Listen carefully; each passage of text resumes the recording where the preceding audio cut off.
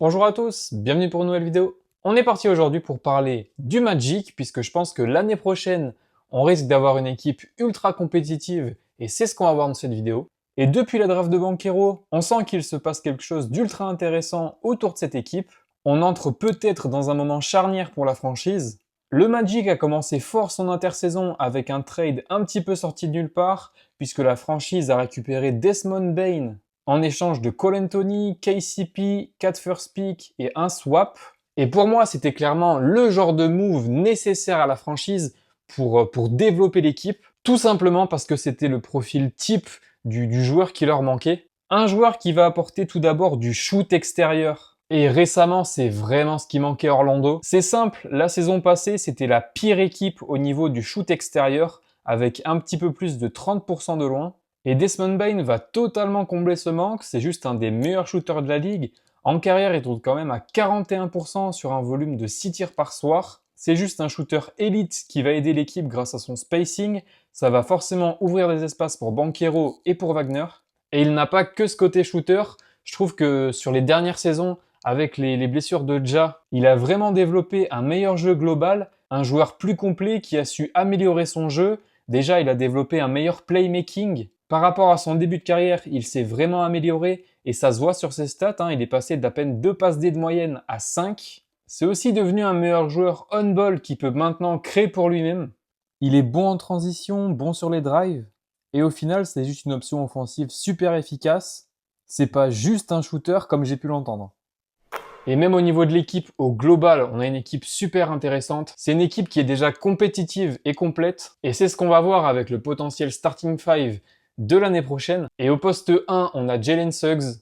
J'ai beaucoup aimé sa dernière saison avec Orlando et sa blessure a coûté cher au Magic sur la post-season. Un joueur qui va surtout briller par son impact défensif, voilà, de la combativité et du gros hustle. Et globalement, depuis son arrivée en NBA, c'est un super joueur. C'est le genre de joueur que tu as besoin si tu veux aller loin. Il faut des joueurs comme ça, comme des Josh Hart, des Derek White. Ensuite, au poste 2, on aura Desmond Bane. Du coup, j'en ai déjà un petit peu parlé avant. Et pour moi, c'est un super coup. J'ai du mal à voir d'autres pistes plus intéressantes que lui au poste 2. Pour fitter avec Banchero, Wagner, Suggs, sur le papier, je trouve que c'est parfait. Il y avait des rumeurs sur du Kobe White, du Anthony Simons. Mais pour moi, c'est même un upgrade par rapport à ces joueurs. Au poste 3, on a du Franz Wagner, ailier polyvalent qui va faire beaucoup de choses sur le terrain, efficace en attaque pour scorer, avec du mid-range. Bon, de loin, ça a été un petit peu compliqué la saison passée, avec moins de 30% de loin. Il y a aussi du playmaking et en défense, ça reste correct. La saison passée, il a été excellent quand Banchero était blessé et il a joué juste à un niveau All-Star. Au poste 4, on va retrouver Banchero. C'est juste un top player de NBA. La saison dernière, avant sa blessure, il ne faut pas oublier que c'était un des meilleurs joueurs de la ligue. Et la saison prochaine, imaginez juste qu'il soit top 5 MVP. Si on a un Banchero top 5 MVP et le reste de l'équipe qui suit, franchement, on peut avoir un Magic au top. Et une chose qui est intéressante aussi, c'est que ces 4 joueurs sont signés sur la durée. Il ne manque que Banchero qui devrait être prolongé cette off-season. Mais tu as ce quatuor sur la durée, ça permet de te projeter et de construire autour de ce noyau. Bon, par contre, c'est vrai que c'est très cher. Tu exploses vite le cap juste avec ces 4 joueurs. Voilà, ils vont vite flirter avec le second apron. Et le propriétaire devra passer à la caisse, mais si tu veux être compétitif, c'est ce que tu dois faire, tu dois payer. Ensuite, sur le poste 5, il y a du choix aussi. On a eu un très bon Goga Bitadze l'année dernière. Un pivot que je trouve sous-coté, qui va apporter beaucoup de hustle, qui va faire du boulot défensif, voilà, protection de cercle, qui va faire juste le boulot ingrat sur le terrain. Sinon, il y a aussi l'option Wendell Carter Jr., qui est une bonne option, qui va apporter des deux côtés du terrain. Sur le banc, il y a aussi des options intéressantes, avec du Mo Wagner, qui s'est d'ailleurs gravement blessé l'an passé avec une rupture de ligament croisé au genou. On va voir comment il revient, et au niveau de son contrat, il lui reste qu'une seule année, et c'est une team option, donc on va voir ce qui va être fait. Mais il faut pas oublier qu'avant sa blessure, Mo Wagner, c'était un super joueur en sortie de banc, juste un des meilleurs six-man de la ligue d'ailleurs. Il venait souvent avec une petite vingtaine de minutes de jeu, et ouais, il pouvait marquer 15-16 points, c'était vraiment très régulier. On a aussi du Anthony Black, 6e choix de la draft 2023, je crois. Et peut-être que le plan d'Orlando est d'essayer de le développer un petit peu, voilà, avec un rôle comme avec KCP. C'est vrai que ça a été très compliqué pour lui. Bon, maintenant, il s'est fait trade. Mais dans le profil et en sortie de banc, c'est vulgairement ce que tu veux.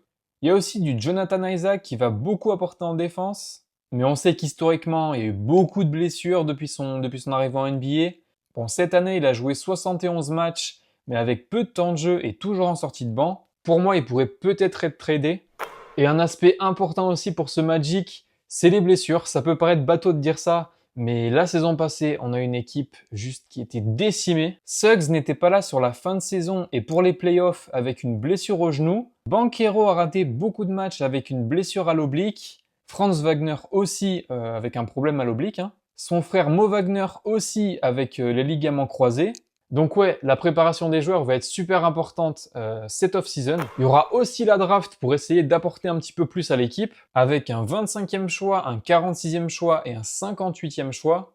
Et c'est une super draft et je pense que tu peux aller chercher un bon joueur, même avec une place éloignée. Bon, avec les pics 46 et 58, ça va être dur. Mais avec le pick 25, franchement, je pense que tu peux chercher un bon joueur. Sur les dernières mock drafts, on a vu notamment du Nolan Traoré qui avait bien chuté. S'il est encore dispo à cette place, ce serait un super choix pour Orlando. Il apporterait du scoring en attaquant le cercle, du playmaking, de l'énergie en transition et en début de carrière en sortie de banc, ce serait super pour les deux parties. Pourquoi pas sinon du Cedric Howard, très bon ailier two-way qui va apporter du shoot extérieur, de la finition et qui va être bon en défense et déjà NBA ready. Ou sinon sur les postes intérieurs avec du Rashir Fleming. Joueur solide, déjà NBA ready, il est athlétique, il peut shooter de loin, il peut défendre. Ou pourquoi pas même avec du Maxime Reynaud, je trouve que ce serait un bon fit. On va pas aussi oublier de parler de la conférence Est au global. La saison prochaine, il risque d'y avoir de la place et je pense que c'est ce qui a aussi motivé Orlando à faire ce genre de trade, le trade de Desmond Bane. Il y a plusieurs équipes qui ne seront peut-être pas si compétitives que ça. Déjà, Boston, avec la blessure de Jason Tatum. Il y a aussi des interrogations sur certains joueurs avec Porzingis, Jrue Holiday. Côté Philly aussi, il y a des interrogations sur Embiid, Paul George. Et à Milwaukee aussi, on ne sait pas encore ce qui va se passer. Déjà au niveau du dossier Giannis, et on sait aussi que l'année prochaine, Lillard ne jouera pas. Pour Indiana aussi, il y a des interrogations, notamment avec la blessure d'Haliburton sur la finale. Donc ouais, je pense qu'il peut vraiment y avoir une place pour ce Magic-là. On peut aussi parler du coach Jamal Mosley, qui aura une pression de résultat juste folle et qui a vraiment intérêt à vite gagner des matchs. Faudra vite que ça prenne. Et si je devais me prononcer, bon, ça rime un petit peu à rien, on est en juin, mais je pense honnêtement que l'année prochaine, Orlando peut craquer un top 3 de l'Est, c'est une hot take, c'est vrai, mais je pense qu'on peut avoir une super saison l'année prochaine. Et ce qui a peut-être aussi motivé le Magic, c'est de voir ces Pacers-là, ces Pacers en finale NBA. Je pense que dans la tête du front office du Magic, ça leur a forcément donné des idées. Voilà, j'ai terminé la vidéo. Dites-moi vous, où est-ce que vous voyez le Magic, si vous y croyez ou pas du tout, c'est possible. En tout cas, si la vidéo vous a plu, n'hésitez pas à mettre un like, un commentaire et à vous abonner. Ciao! And then make me remember, I'm trying to be great. You hear me? Great.